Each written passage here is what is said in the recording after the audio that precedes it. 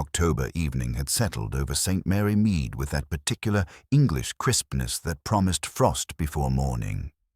The ancient bells of St. Mary's Church called the faithful to evensong, their bronze voices carrying across the village green where the last of the autumn leaves clung stubbornly to the old oak trees.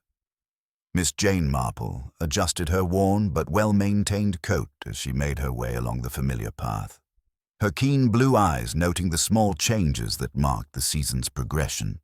Mrs. Bantry's chrysanthemums had finally succumbed to the cold, and young Dr. Haydock's motor car bore a thin film of frost on its windscreen.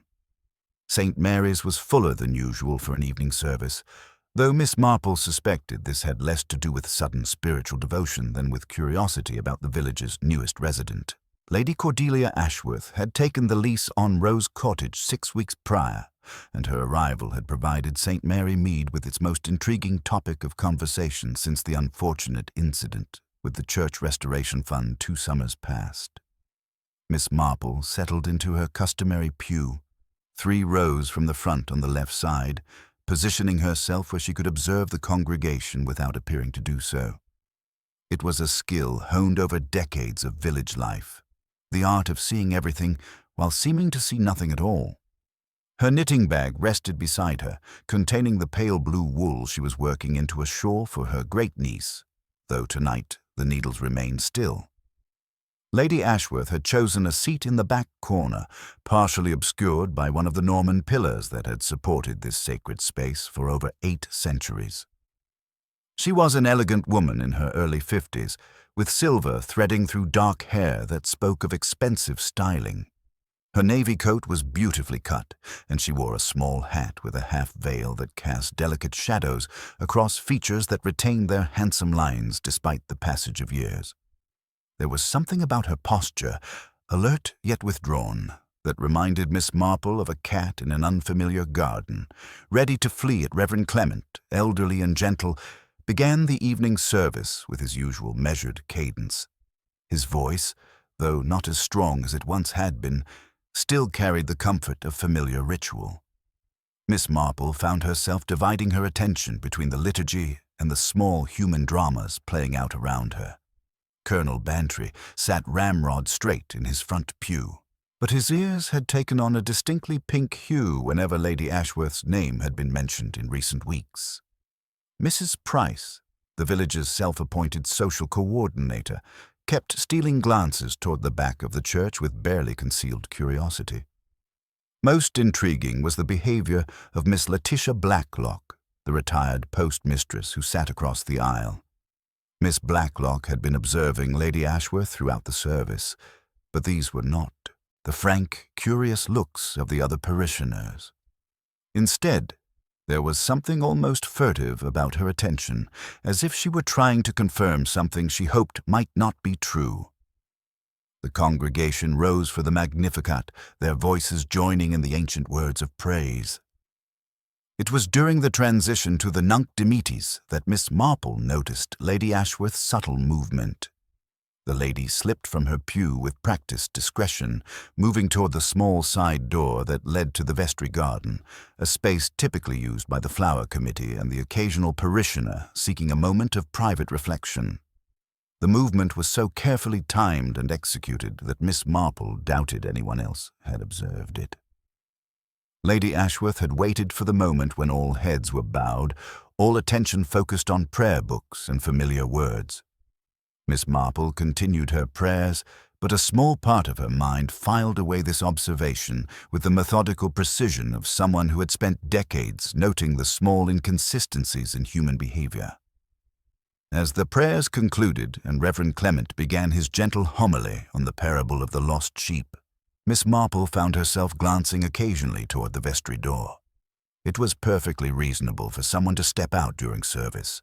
Perhaps Lady Ashworth felt unwell or needed a moment of air. Yet something about the careful timing and the deliberate choice of the less conspicuous exit suggested this was not a casual departure. The service drew toward its close with the final prayers and blessing. Miss Marple realized with a small start that Lady Ashworth had not returned. The congregation rose for the concluding hymn, "The day thou gavest, Lord, is ended." their voices lifted in the familiar melody that had marked the close of countless evenings in this ancient place. Still no sign of the lady in the navy coat. As the final Amen echoed through the stone arches and the congregation began to file out in the leisurely manner of people with nowhere urgent to be on a Sunday evening, Miss Marple lingered. She ostensibly examined the harvest decorations that Mrs. Price had arranged with military precision, but actually watched for any sign of Lady Ashworth's return. "Lovely service, wasn't it, Miss Marple?" Reverend Clement approached with his gentle smile, though there was something slightly strained about his usual composure. "Indeed it was, Reverend," Miss Marple replied warmly. "I was wondering, though, did you happen to notice Lady Ashworth leave during the prayers? I do hope she wasn't feeling unwell." The elderly vicar's brow creased with confusion. "Lady Ashworth, but surely she remained for the entire service. I could have sworn I saw her in the back pew during the final blessing." Miss Marple felt a small chill that had nothing to do with the October evening. She had been watching that back corner of the church quite carefully, and she was certain that Lady Ashworth had not returned. Yet Reverend Clement seemed equally certain that he had seen her there at the service's end. It was then that Mrs. Price's voice cut through the gentle murmur of departing parishioners. "Has anyone seen Lady Ashworth's gloves? She's left them in her pew." The church warden's wife held up a pair of elegant kid gloves, pale grey with pearl buttons, "and her prayer book is still here, open to the evening prayers." A small crowd gathered around the back pew. There, neatly arranged as if their owner had merely stepped away for a moment, were the gloves, the prayer book, and a delicate lace handkerchief with the initial C embroidered in one corner. But of Lady Cordelia Ashworth herself, there was no trace. "Perhaps she stepped out to the garden for air," suggested Dr. Haydock, though his voice carried a note of uncertainty. Miss Blacklock, who had remained silent throughout the discovery, suddenly spoke up. "The garden gate leads directly to the lane behind the church. If she felt unwell, she might have gone straight home that way." But even as the explanations were offered, Miss Marple noticed the small details that others missed. The prayer book was open to the exact page they had been reading when Lady Ashworth disappeared, the Nunc Dimittis. A faint impression on the page suggested it had been pressed by something damp. On the wooden pew rail, barely visible in the dim evening light, was a small smear of what looked like mud, still fresh. As the congregation finally dispersed into the October night, their voices carrying speculation and concern across the village green, Miss Marple remained in the empty church for a few moments longer. The candles flickered in their holders, casting dancing shadows on the ancient stones. Somewhere between the Magnificat and the Nunc Dimittis, between one prayer and the next, Lady Cordelia Ashworth had vanished as completely as if she had never existed at all. And Miss Marple had the uncomfortable feeling that before this beautiful October evening was over, the mystery of the lady's disappearance would prove to be far more complicated than a simple case of someone stepping out for air. In her long experience of village life, she had learned that when people vanished between prayers, they rarely reappeared without bringing secrets with them. The evening mist was beginning to rise from the churchyard as Miss Marple finally made her way home, her mind already turning over the small, seemingly insignificant details that others had overlooked. In the morning, she suspected, St. Mary Mead would wake to find that their quiet village life had been irrevocably changed by whatever had happened in those few minutes between two ancient prayers. By morning, the October mist had lifted from St. Mary Mead, but in its place hung something far more persistent, the electric atmosphere of a village consumed by mystery. The news of Lady Ashworth's disappearance had spread with a peculiar velocity that only genuine scandal can achieve, reaching every cottage and corner shop before the milk had been delivered. Miss Marple discovered this when Mrs. Bantry arrived at her door shortly after 8 o'clock. Her usually immaculate appearance showing signs of haste, and her eyes bright with the particular excitement that comes from being first with momentous news. Over hastily prepared tea and buttered scones, Mrs. Bantry revealed that she had encountered Mrs. Price outside the post office at dawn, where the church warden's wife had been pacing with the determined air of someone waiting for the first available audience. According to Mrs. Price's breathless account, she had returned to the church at 6 in the morning to collect forgotten hymnals, only to find Reverend Clement already there, examining the vestry garden with the methodical attention of a man searching for answers he hoped not to find. The good Reverend had confided his sleepless night of worry and his discovery of disturbing details. The garden gate that should have been propped open with Mr. Pottle's watering can stood wide and unlatched, and clear footprints marked the soft earth of the herb garden. Not just the neat impressions of Lady Ashworth's well-made shoes, but larger, heavier prints that suggested someone else had been present during her mysterious departure. The morning's expedition to the village shop provided Miss Marple with a comprehensive survey of local opinion, each theory reflecting more about its proponent than about the missing lady. Mrs. Price, dispensing sugar with a liberal helping of conjecture, declared with absolute conviction that Lady Ashworth had been no ordinary resident, but likely a spy or someone involved in shady foreign business, forced to disappear when circumstances became too dangerous. Young Dr. Haydock, encountering Miss Marple outside the shop, offered a more medical perspective, suggesting amnesia brought on by a sudden shock or fall, though he admitted with professional honesty that the complete absence of any trace defied his clinical experience. Mr. Wither, the retired solicitor, applied his legal mind to the problem and concluded that the disappearance was too complete to be accidental, suggesting deliberate action either by Lady Ashworth herself or by someone else entirely. The most intriguing reaction came from Miss Letitia Blacklock, whom Miss Marple encountered by the village pond, ostensibly feeding the ducks, but clearly agitated beneath her composed exterior. Miss Blacklock offered what she called the simplest explanation, that Lady Ashworth had been a restless soul who found village life insufficiently stimulating and had simply departed on a whim, perhaps summoned by an old acquaintance or seized by wanderlust. But the way Miss Blacklock avoided direct eye contact and the slight tremor in her voice as she scattered breadcrumbs suggested that her simple theory masked a far more complex understanding of the situation.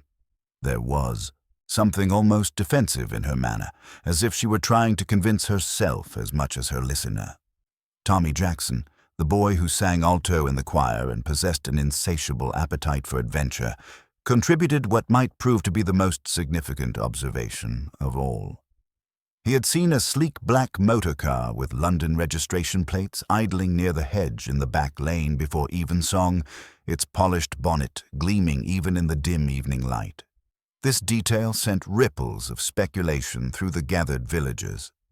Mrs. Price immediately declared it must belong to a journalist, while Mr. Pottle insisted with wounded dignity that no journalists came to St. Mary Mead uninvited, and he certainly had invited none.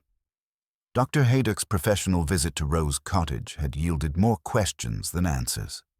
The house appeared undisturbed, with no signs of hasty departure, yet Lady Ashworth had clearly not returned after the church service. Her evening coat hung in the hall closet, her handbag rested on the entrance table, and most peculiarly, her house key had been found positioned deliberately on the kitchen windowsill, as if placed there by someone who wanted it to be easily discovered. A cup of tea sat cold and untouched on the counter, its surface bearing the thin film that indicated it had been poured many hours earlier. Reverend Clement's afternoon visit to Miss Marple revealed the depth of his distress over the incident. The elderly clergyman, usually a beacon of pastoral calm, seemed genuinely shaken by the idea that someone had vanished from the sanctity of his church.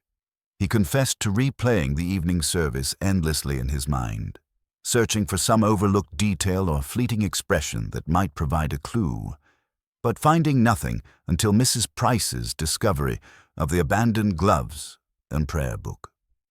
Through all the speculation and theorizing, Miss Marple moved quietly through the village, collecting information with the methodical precision of someone gathering drop stitches in a complex knitting pattern.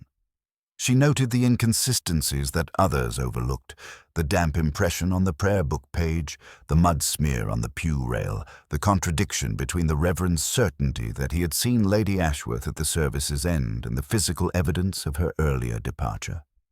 Most significantly, she observed the subtle patterns in human behavior that revealed as much about the observers as about the observed. The village, having exhausted its initial theories, now settled into a state of anxious anticipation, waiting for the next development, while remaining unaware that Miss Marple had already begun her own quiet investigation.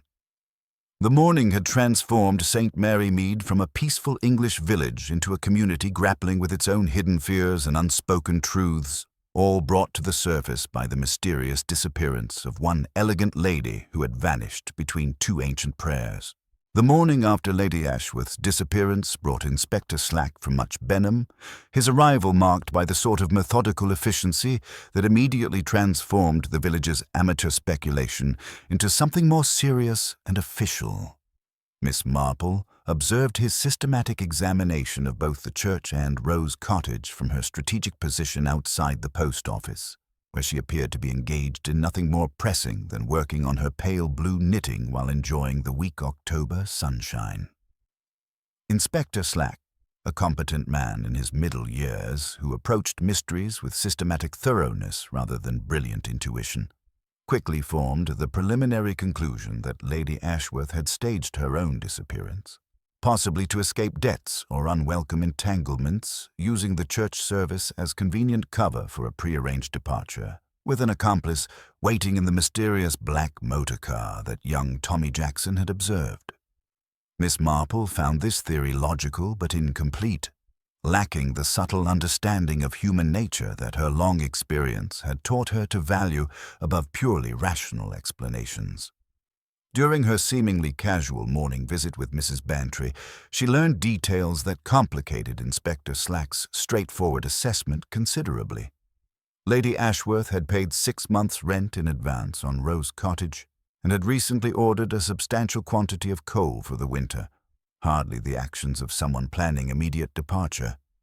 More significantly, she had made an appointment with the village dressmaker for alterations to be completed before the harvest festival, suggesting someone who anticipated remaining in St. Mary Mead for the foreseeable future. These small domestic arrangements painted a picture of settled intention rather than preparation for flight. Her afternoon visit to the church, ostensibly to admire Mrs. Price's autumn arrangements, provided Miss Marple with opportunities for closer observation that had been impossible during the previous evening's confusion. The vestry garden still bore clear evidence of recent activity, including the heavier footprints that Mr. Pottle had discovered, which were neither Lady Ashworth's delicate impressions nor the sturdy boots of a local farmer, but rather the marks of a man's dress shoe, slightly worn but well maintained. The mud smear on the pew rail, when examined more carefully in daylight, proved to be the same dark, rich soil from the garden, confirming that whoever had left it had been outside very recently. Most intriguingly, the damp impression on the prayer book page carried a faint metallic scent, reminiscent of old brass or well-used gardening tools, suggesting contact with something more significant than mere moisture. Dr. Haydock's second, more thorough examination of Rose Cottage had yielded discoveries that cast the entire mystery in a different light. His medical training had detected what Inspector Slack's cursory search had missed: a small quantity of blood on the kitchen floor near the back door, minimal enough to be overlooked as a cooking accident, but fresh enough to have occurred within the past day. Additionally, he had found a fragment of navy blue wool caught on a rose thorn in the back garden, apparently matching Lady Ashworth's church coat perfectly. These physical traces suggested that her disappearance might not have been as voluntary as initially assumed, and that whatever had happened might have begun at Rose Cottage rather than the church. Miss Marple's encounter with Miss Blacklock near the church gates proved particularly illuminating, though not in ways the retired postmistress intended. Miss Blacklock, usually precise and composed, displayed an agitation that seemed disproportionate to her claimed casual acquaintance with the missing woman. Her insistence that Lady Ashworth was simply a free spirit who had decided to leave carried the vehemence of someone trying to convince herself rather than her listener. When Miss Marple gently mentioned the elegance of Lady Ashworth's possessions, Miss Blacklock's reaction was immediate and telling, a sharp intake of breath followed by nervous comments about how difficult it was to judge people by appearances in modern times. The careful arrangement of evidence at Rose Cottage continued to puzzle Miss Marple's methodical mind. The house key positioned deliberately on the kitchen window-sill suggested not hasty departure, but careful staging, designed to create the impression that Lady Ashworth might return at any moment. This was a message, but for whom was it intended?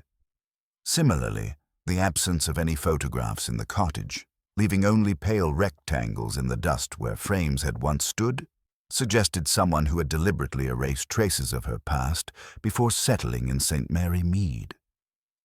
As evening approached and Miss Marple sat in her cottage with her knitting, she reflected on the accumulated details of the investigation. The village's various theories each contained fragments of truth, but none adequately explained the complete picture that was emerging. Lady Ashworth had clearly been a woman with secrets, but whether those secrets had led to voluntary flight or something more sinister remained to be determined. The mysterious motor car, the blood and torn fabric, Miss Blacklock's peculiar anxiety, and Reverend Clement's confused memory of seeing Lady Ashworth at the service's end all suggested a complexity that went far beyond simple explanations. Miss Marple understood that when people vanished so completely, they usually took with them answers to questions others had been afraid to ask, and she suspected that before this mystery was resolved, St. Mary Mead would be forced to confront truths carefully buried beneath its placid surface. By the third morning, Inspector Slack's methodical investigation had crystallized around a primary suspect whose arrival in St. Mary Mead now seemed far too coincidental to dismiss. Mr. Julian Rivers, a man in his late 40s with the kind of practiced charm that immediately aroused suspicion in a village where genuine warmth was easily distinguished from its calculated imitation, had appeared at the local inn just 2 days before Lady Ashworth's disappearance. His explanation for this timing, a business matter requiring urgent discussion with Lady Ashworth, struck Inspector Slack as conveniently vague, particularly when Rivers proved unable to provide specific details about the nature of their supposed business relationship. The discovery of blood stains on the church steps, initially missed in the evening shadows but clearly visible in the morning light, had prompted a more thorough examination of the entire area, yielding a silk scarf of expensive London manufacture caught on the cemetery railings and bearing the distinctive navy and silver pattern that matched Lady Ashworth's ensemble perfectly. Dr. Haydock's confirmation that the stains were indeed human blood, though not in quantities suggesting fatal injury, transformed the investigation from a missing person case into something far more serious, while the pattern of the stains suggested movement rather than a stationary struggle, indicating that someone had been wounded but mobile during whatever confrontation had occurred. Rivers's black motor car, matching young Tommy Jackson's description perfectly, provided the physical link that Inspector Slack required, while the man's inability to account precisely for his movements during the crucial period of Lady Ashworth's disappearance only strengthened the case against him. His alibi consisted of a solitary walk through the fields, followed by dinner at the inn, but the proprietor could confirm only his general presence during the evening, not his specific whereabouts during the church service. When pressed about his relationship with Lady Ashworth, Rivers spoke with an emotional tone that struck several observers as theatrical rather than genuine, describing her as a dear friend while displaying none of the natural grief one might expect from someone truly concerned about a missing companion. Inspector Slack's systematic approach had also uncovered Rivers' financial difficulties through discreet inquiries in London, revealing a man with expensive tastes and limited means, precisely the sort who might view a wealthy widow as an opportunity rather than a friend. Miss Blacklock's behavior throughout the investigation continued to puzzle Miss Marple. whose quiet observations from her position tending the memorial garden provided an excellent vantage point for watching both the official proceedings and the reactions of her fellow villagers. The retired postmistress displayed an agitation that seemed disproportionate to her claimed casual acquaintance with the missing lady, and her insistence on Lady Ashworth's restless nature carried the vehemence of someone trying to convince herself as much as her listeners. When Inspector Slack questioned her about her obvious attention to Lady Ashworth during the church service, Miss Blacklock reluctantly admitted to recognizing the lady from years past, when she had been known as Cordelia Barton and had served as companion in a grand house in Brighton where some unpleasant business involving jewelry had occurred. This revelation provided another potential motive for the disappearance, suggesting that Lady Ashworth might have been fleeing not just Rivers, but also recognition of a scandalous past that someone might have threatened to expose. The evidence at Rose Cottage continued to suggest careful staging rather than hasty departure, with the house key positioned deliberately on the kitchen windowsill and personal items arranged as if their owner intended to return momentarily. Dr. Haydock's more thorough examination had revealed additional disturbing details. A small amount of blood near the back door and a fragment of navy wool caught on a rose thorn in the garden, both consistent with a struggle that had begun at the cottage before moving to the church. Inspector Slack's theory now encompassed a scenario in which Rivers had confronted Lady Ashworth at her home, possibly about money or blackmail, leading to a violent altercation that continued when she fled to the church seeking sanctuary. The vestry garden's heavy footprints, matching Rivers's well-made city shoes, supported this reconstruction of events, while the careful arrangement of her belongings in the church pew suggested either a final gesture of defiance or an attempt to leave clues for those who might follow. Miss Marple's evening visit to the church, ostensibly to return a mislaid prayer book, provided her with opportunities for closer examination that had been impossible during the initial confusion. Her methodical inspection of Lady Ashworth's abandoned possessions revealed details that the official investigation had overlooked in its focus on the more dramatic evidence. The prayer book bore not only the damp impression that had initially caught her attention, but also a faint metallic scent that reminded her of brass polish, while the elegant kid gloves showed signs of careful handling rather than the damage one might expect from a violent struggle. Most significantly, she observed that the brass vase in the south transept had been moved slightly from its usual position, leaving a faint mark on the stone windowsill beneath, and the polishing cloth showed traces of recent use despite Mrs. Price's certainty that the altar brass had been cleaned on Saturday afternoon by young Mavis Clegg under proper supervision. These small inconsistencies troubled Miss Marple more than the obvious evidence that had convinced Inspector Slack of Rivers's guilt, for they suggested a complexity that the straightforward theory of confrontation and abduction could not adequately explain. If Rivers had indeed attacked Lady Sarndsey Ashworth in a moment of desperation or anger, why would anyone have taken time to polish brass or arrange personal items with such deliberate care? The staging at both Rose Cottage and the church implied calculation rather than passion, planning rather than spontaneous violence, and Miss Marple's long experience had taught her that when evidence appeared too convenient, it usually concealed rather than revealed the truth behind a crime. The afternoon brought an unexpected development that transformed the entire investigation when Mr. Geoffrey Thornton arrived from London in a chauffeur-driven Rolls-Royce, seeking urgent consultation with Inspector Slack about Lady Ashworth's disappearance. As her solicitor, Mr. Thornton possessed information that cast the mystery in an entirely different light, revealing that the quiet widow who had sought anonymity in St. Mary Mead was actually the sole heir to the substantial Ashworth estate, including properties worth several £100,000 scattered across England, Scotland, and the West Indies. More significantly, Lady Ashworth had been receiving threatening letters for months from someone claiming to be her late husband's illegitimate son, demanding recognition and a substantial portion of the inheritance. Threats that had become increasingly specific and menacing until they drove her to seek the safety of village obscurity, while Thornton's investigators attempted to trace their source. This revelation transformed Rivers from a simple fortune hunter into potentially something far more dangerous, particularly when Thornton revealed that the threatening letters demonstrated intimate knowledge of the Ashworth family's private affairs, including details that could only have been obtained through inside sources or sophisticated criminal connections.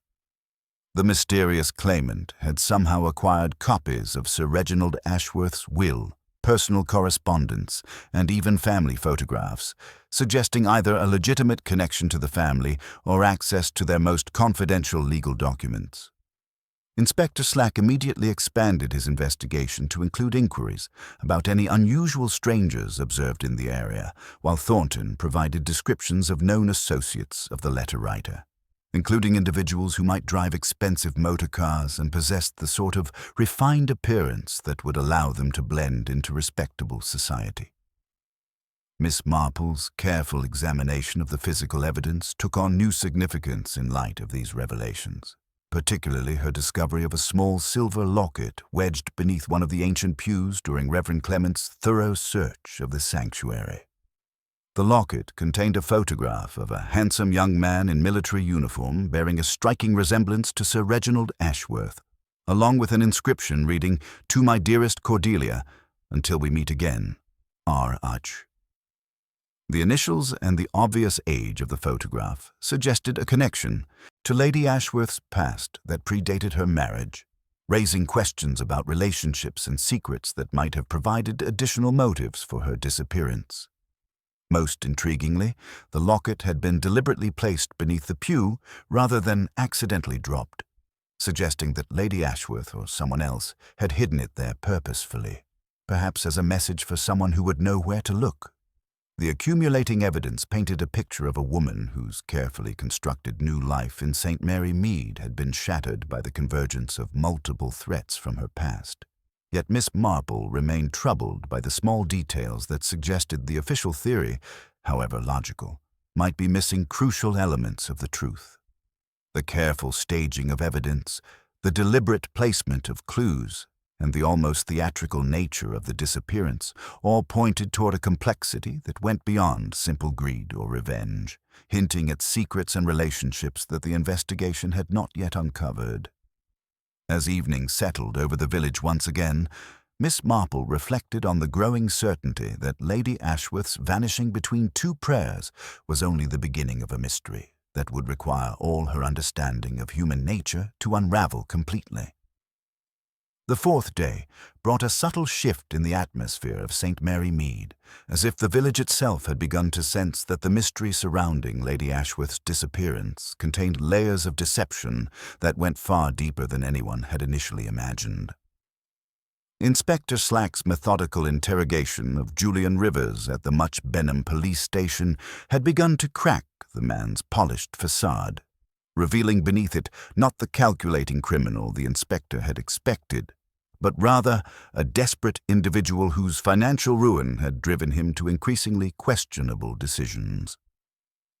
Rivers finally admitted to knowing Lady Ashworth from London society, acknowledging that he had indeed sought her out for a substantial loan that would prevent his complete financial collapse, but his vehement denials of any involvement in her disappearance carried the ring of genuine terror rather than calculated deception. When confronted with young Tommy Jackson's sighting of his black motorcar near the church lane, Rivers stammered through an unconvincing explanation about taking a wrong turn while seeking the main road. But his obvious lies seemed to stem from embarrassment about his desperate circumstances rather than guilt over a violent crime. Miss Marple's afternoon visit to Miss Blacklock proved far more illuminating than the official interrogation, though the retired postmistress's revelations came wrapped in the nervous energy of someone struggling to maintain long-held secrets. Under the gentle pressure of Miss Marple's seemingly innocent questions about Brighton, Miss Blacklock finally admitted to a more substantial connection with Lady Ashworth's past than she had previously revealed. During her years as postmistress, she had indeed handled forwarding arrangements for someone named Cordelia Barton, and the abrupt cessation of those arrangements had coincided with unpleasant rumors about missing jewelry and sudden departures from respectable households. More significantly, Miss Blacklock's sister had worked briefly in the same Brighton establishment where Cordelia had served as companion, leaving suddenly when a valuable bracelet disappeared and was later discovered in a coal scuttle, placed there by someone who clearly intended its discovery to implicate the young companion. The matter had never reached the police, but the whispered accusations and damaged reputations had driven both women to seek employment elsewhere, carrying with them the lingering suspicion that justice had not been properly served. The discovery that Mavis Clegg had borrowed the church keys on Saturday afternoon introduced an entirely new dimension to the investigation, one that Inspector Slack had overlooked in his focus on the more obvious suspects. Mrs. Price's tearful confession that she had lent the keys to allow Mavis to show her young man the vestry garden created possibilities that transformed the careful staging of evidence from mysterious to potentially explicable. If Mavis and her Sam Durrant had access to the church before Lady Ashworth's disappearance, they could have prepared hiding places, arranged signals, or even planned the entire scenario that had so puzzled the investigators. Miss Marple's gentle questioning revealed that Mavis's mother had once worked in Brighton for a lady who paid promptly but dismissed employees without explanation, while Sam's uncle drove for a London gentleman with business interests in the Caribbean, connections that seemed too coincidental to dismiss in light of the Ashworth family's extensive colonial holdings. The silver locket's significance grew more complex as village speculation attempted to identify the mysterious Arch, whose photograph it contained, though Miss Marple noticed that the various theories revealed as much about their proponents as about the evidence itself. Mr. Thornton's return to the village brought additional information about Sir Reginald Ashworth's complicated family history, including the existence of an estranged nephew named Robert Hastings, who had disappeared years earlier following a bitter inheritance dispute. This Robert Hastings matched the general description of the young man in the locket photograph, suggesting that Lady Ashworth might have carried a memento of her late husband's family rather than a romantic token from her own past. The possibility that the threatening letters came not from an illegitimate son, but from a disinherited nephew seeking to reclaim what he considered his rightful inheritance added new dimensions to the motives surrounding her disappearance. Miss Marple's careful re-examination of the physical evidence continued to trouble her methodical mind, particularly the theatrical quality of the crime scene staging that suggested calculation rather than passion. The deliberate placement of Lady Ashworth's gloves and prayer book, the careful positioning of the locket beneath the pew, and the almost convenient discovery of Julian Rivers' cufflink in the vestry garden all pointed towards someone who wanted the investigation to follow a specific path, rather than uncover the actual truth. Her long experience with human nature had taught her that when evidence appeared too perfectly arranged, it usually concealed rather than revealed the reality behind a crime, and she began to suspect that Lady Ashworth's disappearance might be the culmination of a carefully orchestrated plan involving multiple participants rather than the work of a single desperate individual.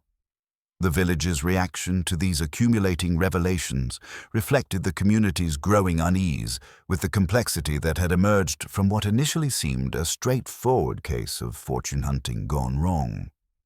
Colonel Bantry declared himself thoroughly confused by the proliferation of suspects and motives, while Dr. Haydock admitted that his medical training provided little guidance for understanding crimes that seemed to rely more on psychological manipulation than physical violence.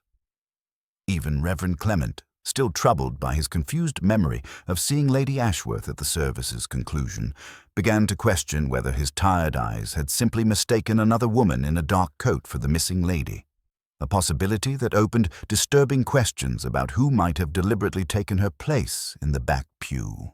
As evening settled over St. Mary Mead once again, Miss Marple reflected on the growing certainty that the truth behind Lady Ashworth's disappearance lay not in the grand gestures and obvious clues that had captured everyone's attention, but in the small inconsistencies and carefully overlooked details that revealed the human motivations driving the mystery. The convergence of Julian Rivers's desperation, Miss Blacklock's guilty knowledge, the borrowed church keys, and the mysterious R.H. suggested a web of relationships and secrets that went far beyond simple explanations, while the theatrical staging of evidence indicated someone who understood both human psychology and the predictable patterns of official investigation. The lady who had vanished between two prayers had left behind not just an absence, but a carefully constructed puzzle that would require all of Miss Marple's understanding of human nature to solve, and she suspected that, before the mystery reached its conclusion, St. Mary Mead would be forced to confront truths about itself that had been carefully hidden beneath its placid surface for far longer than anyone cared to admit.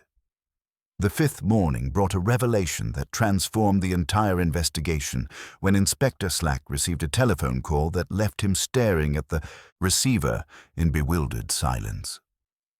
The voice on the other end belonged to the real Mr. Geoffrey Thornton, calling from his chambers in Lincoln's Inn to inquire about urgent telegrams he had supposedly sent regarding Lady Ashworth's estate. The gentleman who had arrived in the Rolls-Royce provided intimate family details and left behind an embossed calling card, had vanished as completely as Lady Ashworth herself, taking with him not only his impressive motor car, but also several crucial documents from the case file that Inspector Slack now realized had been examined rather too thoroughly during their consultation. This discovery sent ripples of unease through the official investigation, forcing a complete reconsideration of evidence that had seemed so convincingly presented by someone who clearly possessed intimate knowledge of the Ashworth family's private affairs, yet had no legitimate connection to them whatsoever. Miss Marple learned of this development during her morning visit to the post office, where Mrs. Price dispensed the news along with stamps and speculation in equal measure. The revelation that they had all been deceived by an impostor skilled enough to fool even Inspector Slack created a new atmosphere of suspicion in the village, where residents now eyed each other with the uncomfortable awareness that someone among them possessed far more dangerous knowledge than anyone had suspected. The false solicitor's intimate familiarity with legal procedures and family history suggested either extensive criminal research or inside information obtained through sources that remained troublingly unclear. Most disturbing was the realization that this mysterious individual had been observing their investigation from the beginning, carefully guiding it toward conclusions that served his own unknown purposes. The morning also brought Mavis Clegg to Miss Marple's door, the young woman's usual cheerful demeanor replaced by obvious distress as she clutched a small brass key in her trembling fingers. Through gentle questioning that respected the girl's evident fear, Miss Marple learned that Mavis had made a discovery during her church cleaning duties that she had been too frightened to report to the authorities. Behind the altar, concealed within what appeared to be solid stone but was actually a cleverly constructed compartment, lay a collection of documents, jewelry, and personal effects that clearly did not belong to St. Mary's Church. The compartment, skillfully hidden during the Victorian Restoration when such modifications could be made without attracting attention, had been serving as a repository for valuable items over an extended period, possibly with the knowledge of previous church officials who had taken their secrets to their graves. Miss Blacklock's behavior throughout the morning provided Miss Marple with additional pieces of the puzzle that was slowly taking shape in her methodical mind. The retired postmistress displayed an agitation that went far beyond normal concern for a missing neighbor, and her repeated visits to various village locations suggested someone checking on arrangements or ensuring that evidence remained properly concealed. When Miss Marple encountered her near the church gates, ostensibly feeding the ducks but clearly watching for signs of official activity around the building, Miss Blacklock's nervous chatter revealed more than she intended about her familiarity with Lady Ashworth's past and her own role in events that stretched back far beyond the previous Sunday evening.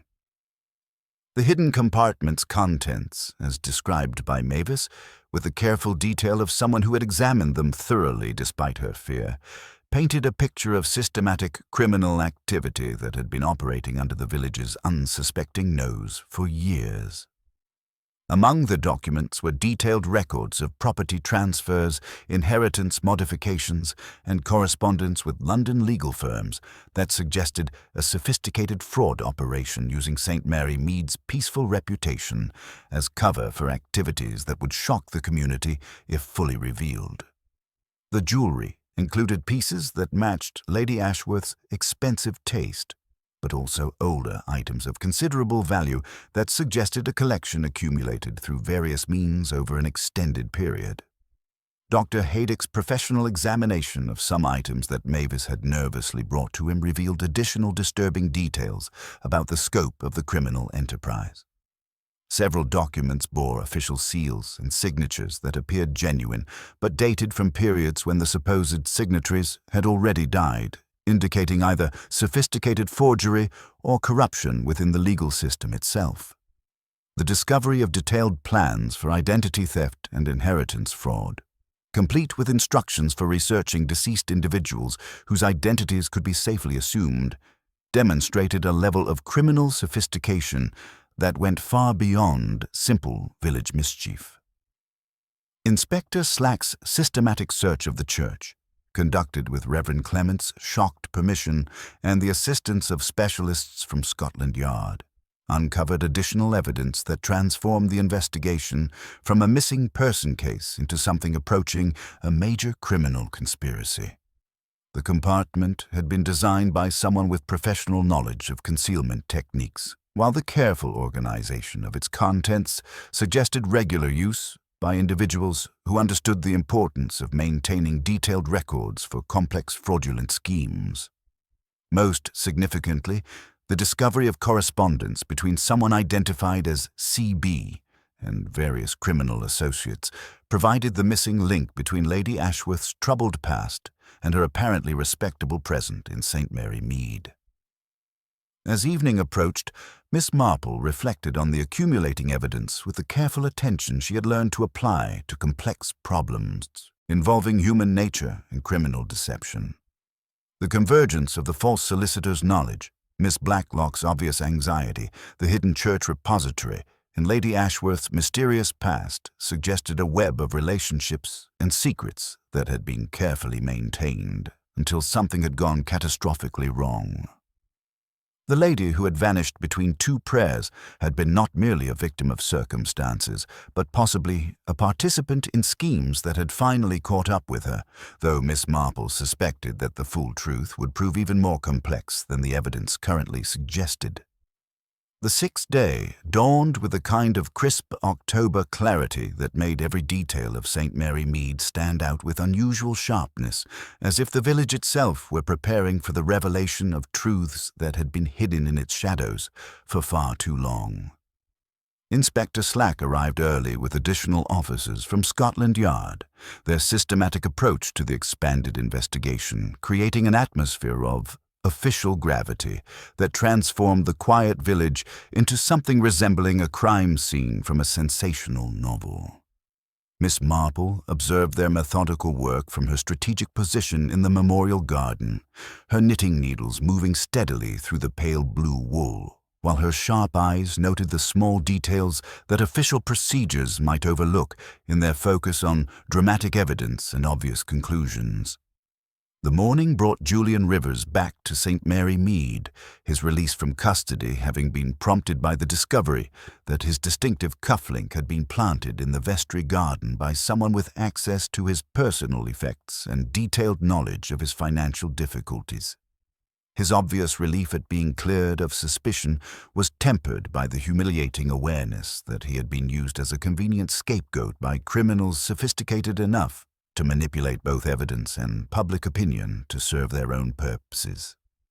His account of the false solicitor's careful questioning about village records and parish registers provided additional confirmation that the criminal conspiracy had been operating with inside knowledge of local procedures and personalities. Miss Blacklock's arrest following Inspector Slack's discovery of incriminating correspondence hidden in her cottage, finally provided the key to understanding the complex network of relationships that had brought tragedy to their peaceful community. Her position as postmistress had given her access to information about deaths, inheritances, and family circumstances throughout the region, intelligence that she had been systematically selling to criminal organizations in exchange for substantial payments that had funded her comfortable retirement.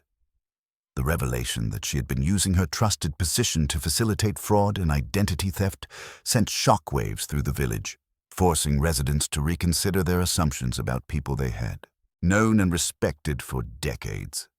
The scope of the criminal enterprise became clear as investigators pieced together evidence from multiple sources, revealing a sophisticated operation that had been using St. Mary Mead as a base for activities spanning several counties and involving numerous victims whose deaths had been carefully researched and exploited. Lady Ashworth's role in this conspiracy remained unclear, but the evidence suggested that she had been attempting to escape from, rather than participate in the criminal activities, seeking refuge in the village's peaceful reputation while gathering evidence that could expose her former associates. Her careful documentation of criminal methods and financial records, discovered hidden in various locations around Rose Cottage, indicated someone who had been preparing to testify against dangerous individuals who would stop at nothing to protect their secrets. Miss Marple's quiet investigation had revealed patterns of behavior and small inconsistencies that the official inquiry had initially overlooked in its focus on obvious suspects and dramatic evidence. Her understanding of human nature had led her to recognize the artificial quality of the crime scene staging, the careful manipulation of public opinion, and the sophisticated psychological techniques used to misdirect the investigation away from the true perpetrators. The theatrical discovery of evidence, the convenient appearance of the false solicitor, and the almost perfect timing of various revelations had all pointed towards someone with intimate knowledge of police procedures and criminal psychology. The hidden church compartment's significance extended far beyond its use as a document repository, serving as a meeting point and coordination center for criminal activities that had been operating under the cover of religious respectability for an extended period. The discovery of detailed maps marking the locations of wealthy elderly residents, along with notes about their family circumstances and potential vulnerabilities, revealed the systematic nature of the targeting process that had claimed numerous victims across the region. Most disturbing was the evidence of corruption within official institutions, including forged documents bearing genuine seals and signatures that could only have been obtained through inside sources within the legal and administrative systems. As the investigation entered its final phase, Miss Marple recognized that the truth behind Lady Ashworth's disappearance involved not just individual criminal acts, but a comprehensive assault on the trust and security that formed the foundation of village life. The criminals had succeeded in turning St. Mary Mead's greatest strengths, its sense of community, its respect for authority, and its assumption of good faith among neighbors, into weapons that could be used against its own residents. The lady who had vanished between two prayers had been caught in a web of deception that stretched far beyond their quiet village, and her fate would serve as a reminder that evil could flourish even in the most unlikely places when good people failed to recognize the signs of its presence among them. The seventh morning brought with it an atmosphere of expectation that Miss Marple recognized from long experience with human nature under stress, as if the village itself were holding its breath before the final revelation of truths that had been carefully concealed beneath its placid surface. Inspector Slack's continued frustration with the false solicitor's complete disappearance had led him to focus increasingly on the obvious suspects, but Miss Marple's methodical review of the accumulated evidence had revealed patterns that pointed toward someone whose involvement had been so subtle as to escape official notice entirely. Her morning visit to the church, ostensibly to examine Mrs. Price's harvest arrangements one final time, provided her with the opportunity to confirm the suspicions that had been growing in her mind since the discovery of the metallic scent on Lady Ashworth's prayer book. a detail that had seemed insignificant until she realized its true implications.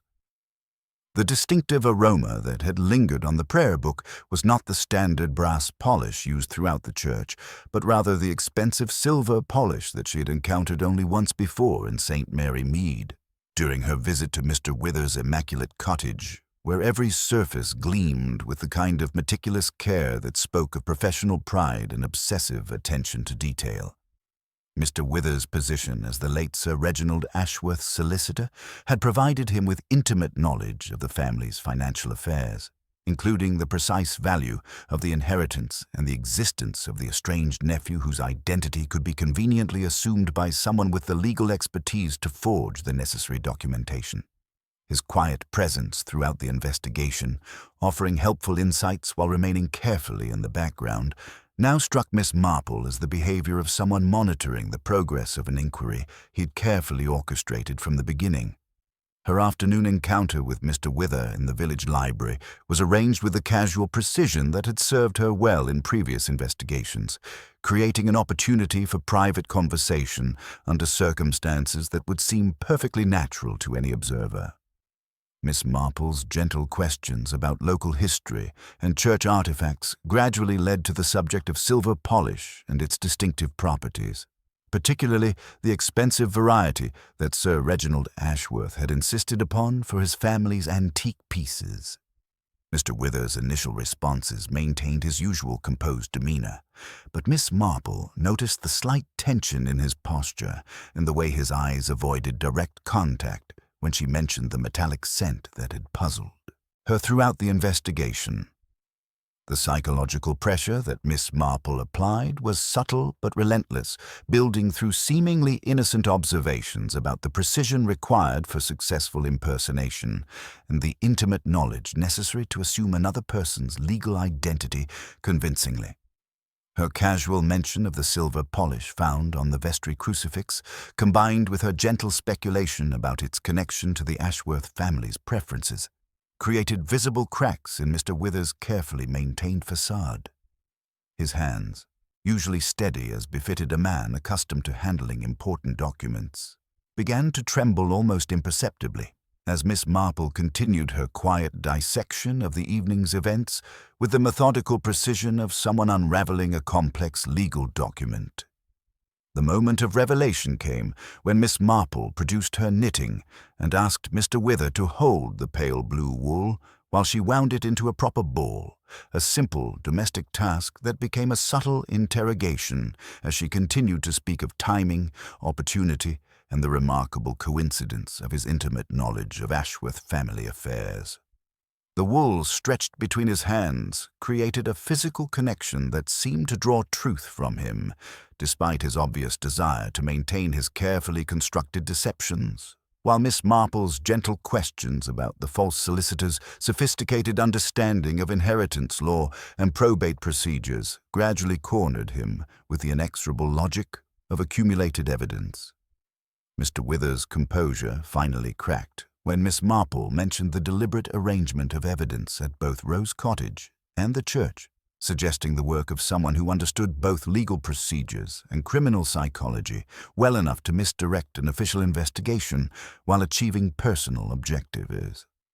His admission came not as a dramatic confession, but as the gradual collapse of defenses that could no longer withstand the weight of Miss Marple's patient accumulation of details, each seemingly insignificant observation building upon the others until the complete picture of his guilt became undeniable even to himself. The revelation that Mr. Wither had been systematically planning Lady Ashworth's elimination for months, using his position as her legal advisor to research her past and identify the vulnerabilities that could be exploited, cast the entire mystery in a new light that explained both the sophisticated planning and the intimate knowledge that had characterized every aspect of the criminal scheme. His access to confidential family documents had allowed him to create the false solicitor persona with convincing authenticity, while his understanding of Lady Ashworth's troubled history had provided the perfect cover for a disappearance that could be attributed to her own criminal associations rather than his calculated greed. Miss Marple's final questions delivered with the gentle persistence that had served her well throughout a lifetime of observing human nature, extracted the complete truth about Lady Ashworth's fate and the elaborate deception that had been constructed to conceal Mr. Wither's systematic theft of the Ashworth inheritance. The silver polish, the carefully staged evidence, and the false solicitor's convenient appearance had all been elements in a complex plan designed to eliminate the rightful heir while providing legal justification for transferring her substantial assets to accounts that Mr. Wither had prepared years in advance, using his professional expertise to create an apparently legitimate framework for what was essentially elaborate murder and theft. As Inspector Slack arrived with his constables, summoned by the prearranged signal that Miss Marple had established before beginning her final confrontation, the village of St. Mary Mead prepared to confront the reality that their most trusted legal adviser had been systematically betraying everything they held sacred. The lady who had vanished between two prayers had been the victim not of mysterious criminal associates from her past, but of the quiet, methodical greed of a man whose professional respectability had provided perfect cover for crimes that would have seemed impossible to anyone who knew him only through his public persona. The 8th morning brought resolution to the mystery that had consumed St. Mary Mead for more than a week, as Mr. Wither's complete confession revealed the full scope of his elaborate criminal scheme, and finally provided answers to questions that had puzzled both the official investigation and the village's amateur detectives. Inspector Slack's systematic search of Mr. Wither's cottage, conducted with the methodical thoroughness that the case now demanded, uncovered a treasure trove of forged documents, stolen jewelry, and detailed records that demonstrated the sophisticated nature of his fraudulent activities extending far beyond the Ashworth case to include numerous other victims whose deaths had been systematically exploited over several years.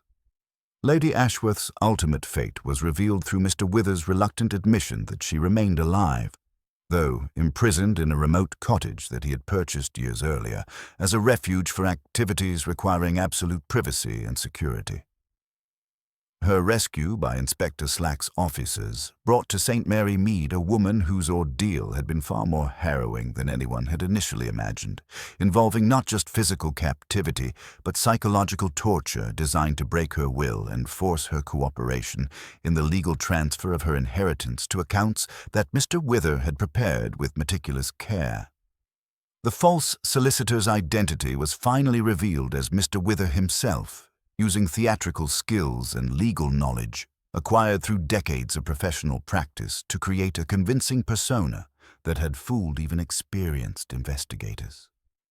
His intimate familiarity with Ashworth family history, combined with his access to confidential legal documents and official seals, had allowed him to present himself as a legitimate representative while systematically misdirecting the investigation toward convenient scapegoats like Julian Rivers and away from his own carefully concealed involvement. Miss Blacklock's role in the conspiracy proved to be more complex than initially suspected, involving not active participation in Mr. Wither's schemes, but rather passive cooperation born of fear and financial desperation that had made her vulnerable to blackmail and manipulation. Her knowledge of Lady Ashworth's troubled past had been exploited by Mr. Wither to provide additional credibility for theories about criminal associates and mysterious disappearances, while her position as retired postmistress had given her access to information about local residents that proved valuable for identifying potential victims. The hidden church compartment's true purpose was revealed as a repository, not for ongoing criminal activities, but for evidence that Mr. Wither had been accumulating against his various victims, insurance policies that could be used to ensure their cooperation or silence their protests if his schemes were discovered. The sophisticated organization of these materials demonstrated the methodical nature of his criminal enterprise, which had been operating successfully for years under the cover of his professional respectability and the trust automatically accorded to a village solicitor. Dr. Haydock's medical examination of Lady Ashworth revealed the physical and psychological trauma she had endured during her captivity, though her remarkable resilience and determination to see justice done provided hope for her eventual recovery from an ordeal that would have destroyed a less courageous individual. Her detailed account of Mr. Withers' systematic attempts to force her cooperation through a combination of legal manipulation and physical intimidation painted a picture of calculated cruelty that shocked even experienced investigators accustomed to dealing with criminal behavior. The village's reaction to these revelations reflected the profound impact of discovering that someone they had trusted implicitly had been systematically betraying that trust for personal gain, forcing residents to reconsider their assumptions about the nature of evil and its ability to flourish even in the most unlikely circumstances. Colonel Bantry declared himself thoroughly disgusted by the entire affair, while Mrs. Price admitted that her confidence in her ability to judge character had been severely shaken by the realization that Mr. Withers' apparent respectability had concealed such calculated malevolence. Reverend Clement's role in the mystery proved to be entirely innocent. His confused memory of seeing Lady Ashworth during the final blessing having been the result of Mr. Withers' deliberate manipulation of lighting and positioning designed to create the illusion that she had remained in the church throughout the service.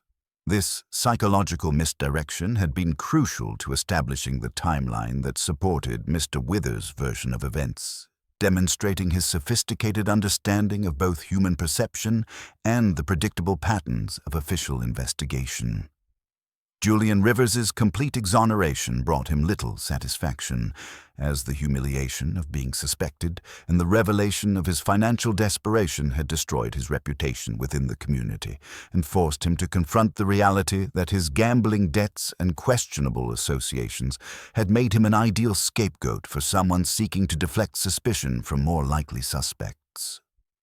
His departure from St. Mary Mead marked the end of one chapter in the village's recovery from the trauma of discovering how thoroughly they had been deceived. Miss Marple's final visit to Lady Ashworth, conducted in the quiet of her own cottage over properly prepared tea and freshly baked scones, provided both women with an opportunity to reflect on the lessons contained within an experience that had tested their faith in human nature, while ultimately confirming the power of careful observation and patient determination to overcome even the most sophisticated deceptions. Lady Ashworth's decision to remain in St. Mary Mead, despite the traumatic associations it would always hold, demonstrated a courage that impressed even Miss Marple's experienced understanding of human resilience. The mystery's resolution had provided more than just answers to immediate questions about Lady Ashworth's disappearance, revealing deeper truths about the nature of trust, authority, and moral responsibility that would influence the village's character for generations to come. The lady who had vanished between two prayers had ultimately been restored to her rightful place, but the experience had changed both her and the community that had witnessed her ordeal, creating a new awareness of the vigilance required to protect the values that made their way of life worth preserving.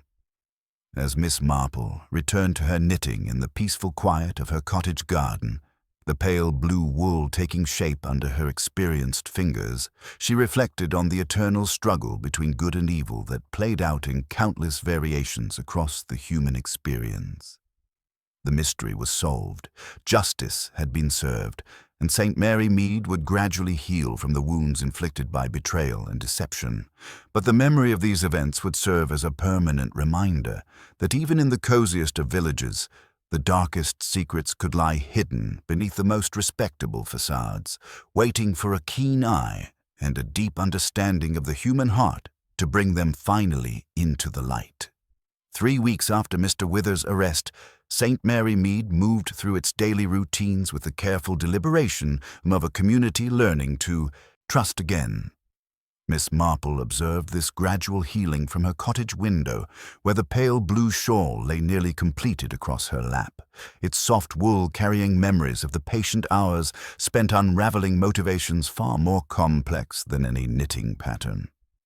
The morning mist still rose from the churchyard with ethereal beauty, but underneath lay a tension that spoke of foundations slowly rebuilding themselves from careful, cautious beginnings. Lady Ashworth's decision to remain in Rose Cottage had surprised many villagers who assumed she would flee the scene of such traumatic memories. Yet her daily walks through the village green demonstrated a quiet courage that gradually won over even the most skeptical observers. Her presence at morning service, though initially awkward for both herself and the congregation, had become a symbol of resilience that impressed Miss Marple considerably. During their afternoon tea visits, Lady Ashworth explained that leaving would feel like surrendering a final victory to Mr. Wither's machinations, allowing his evil to claim not just her peace, but her chosen home as well. The revelation of Mr. Wither's systematic deceptions had forced every resident to confront uncomfortable questions about their own judgment and the ease with which they had been manipulated. Mrs. Price's confidence in organizing community affairs had been severely shaken by discovering that the man she had consulted on numerous parish matters had been systematically betraying everyone who sought his guidance. Her nervous energy now manifested in almost obsessive attention to church activities, as if perfect organization could restore her sense of usefulness and moral certainty. Colonel Bantry's reaction had been characteristically direct, involving a complete review of his legal arrangements and a public declaration that professional credentials would never again substitute for evidence of genuine character. Mrs. Bantry took a more philosophical approach, using the experience to reflect on dangerous assumptions people made based on superficial indicators of respectability. Their evening conversations, overheard during Miss Marple's regular walks, revealed the depth of their shock at being so thoroughly deceived by someone they had considered a trusted friend. Miss Blacklock's situation remained the most delicate aspect of the community's recovery. Her role as unwilling accomplice, driven by fear and blackmail rather than genuine malice, had earned her suspended sentence and community service that allowed her to remain in St. Mary Mead while making amends. Miss Marple's regular visits, bringing small comforts and maintaining social connection, demonstrated the Christian charity she believed essential for genuine healing, though she carefully avoided any appearance of condoning the choices that had enabled serious harm. Dr. Haydock's medical perspective on the community's trauma provided valuable insights into the psychological impact of betrayal on a closely knit society. His observation that the village displayed symptoms similar to individuals recovering from serious trauma helped explain the unusual behaviors and emotional responses that had emerged.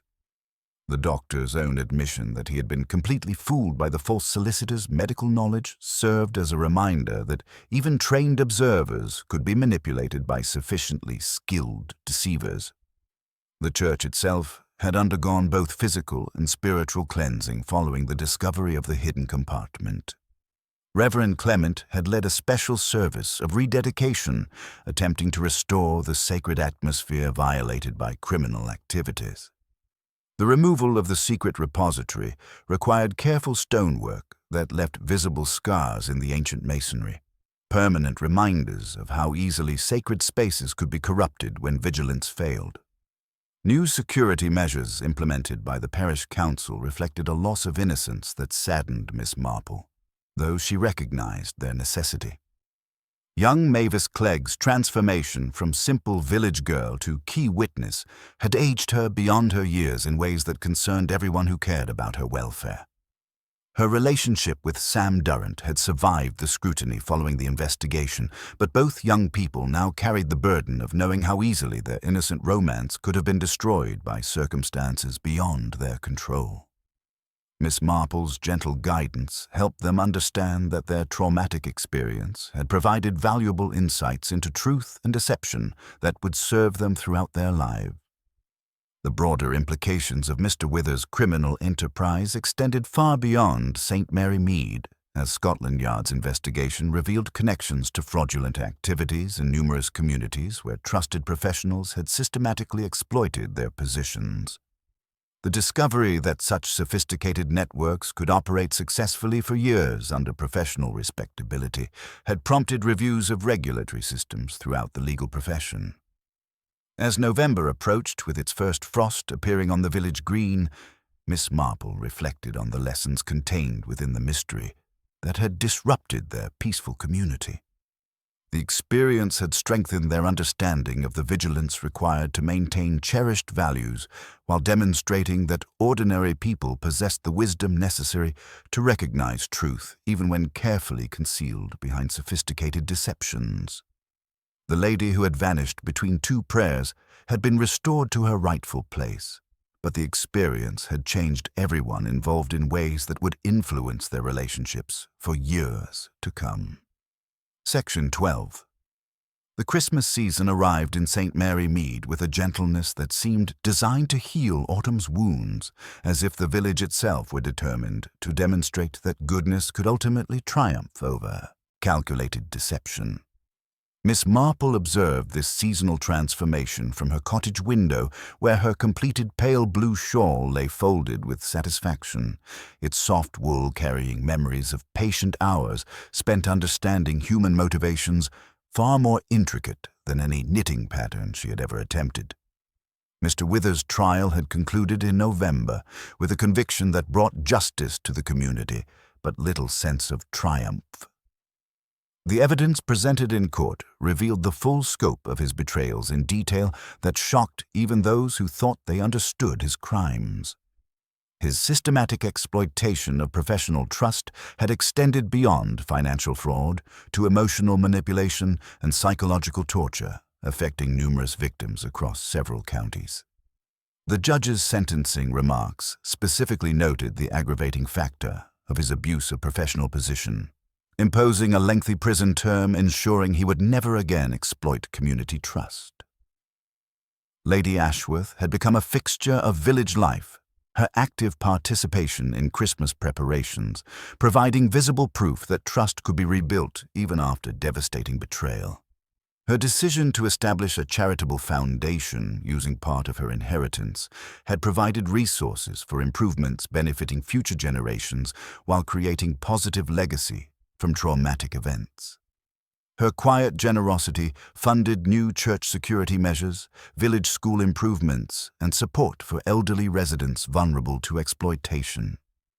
These contributions were made without fanfare or expectation of recognition, demonstrating genuine humility that won over even the most skeptical villagers. The church restoration project had taken on new meaning following the hidden compartment's discovery, with the community determined to repair both physical damage and spiritual violation within their sacred space. Reverend Clement's leadership throughout this process demonstrated moral courage that Miss Marple believed essential for genuine healing. He refused to allow criminal activities to diminish his faith in parishioners' fundamental goodness, while acknowledging the need for greater vigilance against future deceptions. New stonework, replacing damaged masonry, was carved with symbols of hope and renewal, serving as permanent reminders of community resilience. Young Mavis Clegg's marriage to Sam Durrant took place in December, with the entire village celebrating a union that had survived scrutiny and suspicion following their inadvertent involvement in the mystery. Their wedding served as a symbol of community renewal, demonstrating that love and trust could flourish even after betrayal and deception. Miss Marple's gift of silver teaspoons carried special significance as the young couple understood her message about maintaining domestic virtues that formed genuine community foundations. The mystery's resolution had attracted scholarly attention from criminologists interested in how small communities could protect themselves against sophisticated criminal enterprises while maintaining the openness that made village life worthwhile. Miss Marple's correspondence with researchers provided opportunities to reflect on broader lessons, particularly the importance of balancing healthy skepticism with faith in human goodness that made genuine community possible. Dr. Haydock's analysis of the recovery process identified factors contributing to St. Mary Mead's resilience, including the presence of individuals like Miss Marple, who combined deep local knowledge with ability to recognize behavioral patterns revealing hidden truths.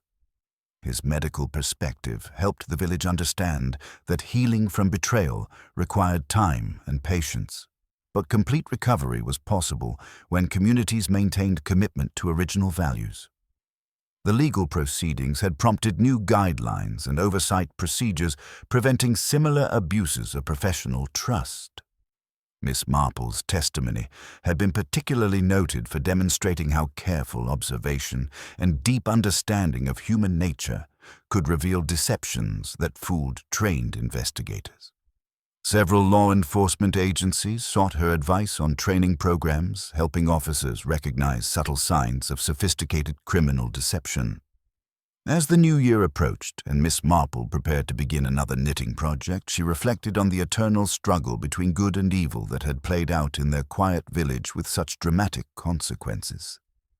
The lady who had vanished between two prayers had been restored not just to her rightful place, but to fuller understanding of courage required to build genuine community where evil could disguise itself behind respectable facades. The final lesson lay not in dramatic revelations or satisfying resolution, but in demonstrating that ordinary people possessed wisdom and courage necessary to recognize truth even when carefully concealed. Miss Marple's quiet triumph had been achieved through patient application of human understanding and moral courage available to anyone willing to observe carefully and trust their deepest instincts about good and evil. As she settled by her window and picked up needles to begin a new pattern, she carried satisfaction knowing St. Mary Mead would continue thriving as long as residents maintained commitment to simple virtues that had ultimately triumphed over calculated malevolence.